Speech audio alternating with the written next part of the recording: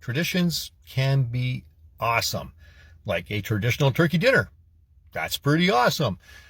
Sometimes traditions can be like a weight around our neck, though. They're not really all that useful, and they just hinder us. We see that in Mark 7, verses 1 to 5. Let's just read it.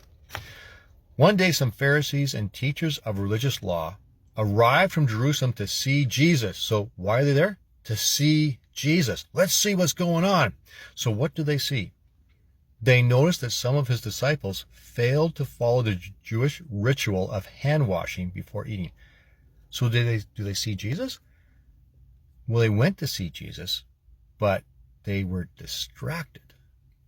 All they saw was what they didn't like.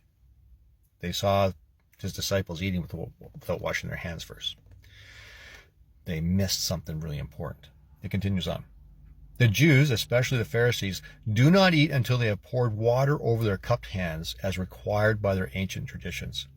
Similarly, they don't eat anything from the marketplace until they immerse their hands in water. This is but one of many traditions they have clung to, such as their ceremonial washing of cups, pitchers, and kettles. So here's the thing. Washing your hands, that's good. That's a good tradition to have. You should wash your hands before you eat. That's important. If you work on cars at all, like I do, there's nothing worse than eating your sandwich and then seeing your fingerprints all over it. Ugh. Wash your hands first, right? Wash your hands first. But it says they were clinging to their traditions. We can do that too in our church culture. We can cling to the traditions of church instead of clinging to Christ. Let's move on here. So the Pharisees and the teachers of religious law asked him, why don't your disciples follow our age-old traditions? It's not enough that they follow them. They want everybody else to follow them too. They eat without first performing the hand-washing ceremony.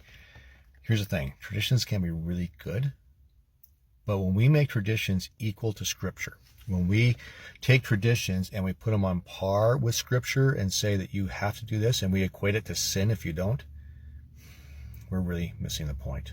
And we can end up like these Pharisees, where they can actually be in the presence of Jesus. They could actually see the things Jesus is doing. They have that opportunity to see him moving in their midst, and they miss it all because they're offended because their traditions aren't followed. So keep your eye on the ball. Keep your eye on Jesus.